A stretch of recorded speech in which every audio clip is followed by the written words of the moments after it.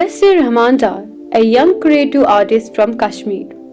He is the first artist from Kashmir to get entry in Asian and Indian Book of Records. He got the title of Grand Master, and in Indian Book of Records, he got the title of Feat Achieve. Apart from this, he has won many national and international awards. अगर मैं इस चीज़ की जिक्र करूं, जैसे मैंने यहाँ पे दिखाया कि इसका सिर है नहीं लेकिन नीचे फूल अटका है, तो ये फूल ऐसे क्यों अटका है नीचे की तरफ, ये ऊपर की तरफ होना चाहिए। यानी कि आपको खुद ही समझ आएगा, मैं उतना इस पे फोकस नहीं करूँगा कि ये क्या है, तो बात ये असल में। Mudassir Rahman Dar tells art comes from inner soul. He has made many paintings and one of the famous and the smallest one is the painting of Holy Kaaba.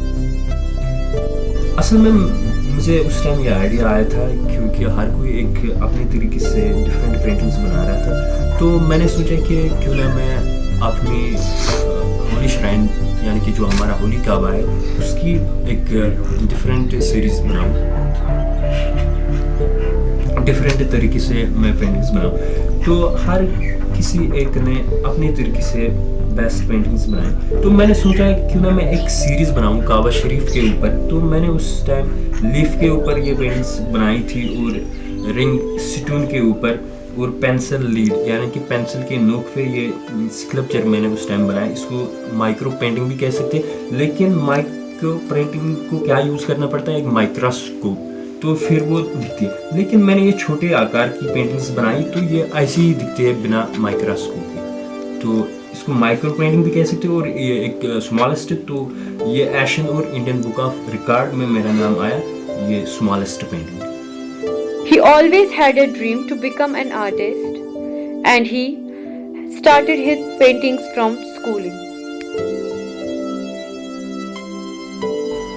कुछ चीज़ें तो नेचुरली होती है इंसान के अंदर, जैसे कि आर्ट का फन या किसी को शायरी का शौक या किसी को बहुत सारे एक्टिविटीज़ है, तो अलग अलग शौक होते हैं हर किसी एक इंसान का।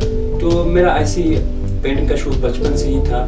तो जहाँ तक मुझे याद है कि मैं कोयले से कुछ दीवार पे कुछ बनाता था और घर में पेंसिल से, तो ये शौक ये जर्नी आगे बढ़ती गई। तो आज आपको पता है कि इस फील्ड में स्ट्रगल तो करनी पड़ती है, यानी कि हार्ड वर्क करनी पड़ती है। तो मेहनत का कोई शॉर्टकट रास्ता है नहीं, तो इस फील्ड में भी मैंने मेहनत दिन रात की, तो आज मैं आपके सामने।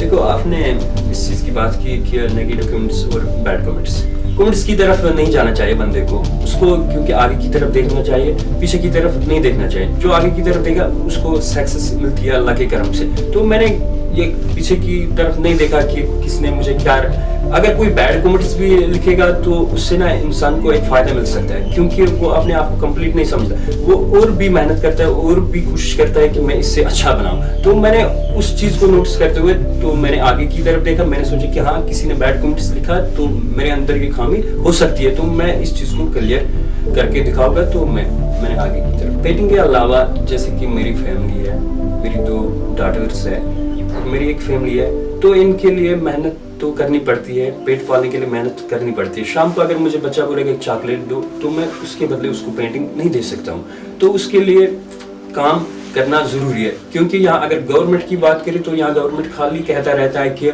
हमने वो किया, हमने ये किया, लेकिन वो खाली कहते हैं। अगर मैं अपनी बात करूं तो मैंने डिस्ट्रिक्ट से लेके स्टेट, नेशनल और इंटरनेशनल तक किया। हालांकि मैं पहला आर्टिस्ट हूँ J&K का जिसने एशियन और इंडियन बुक ऑफ रिकॉर्ड लिया। तो मेरे अलावा और भी आ सकते हैं जो रिकॉर्ड बना सकते, लेकिन आज तक किसी ने उस तरीके से नोटिस नहीं किया।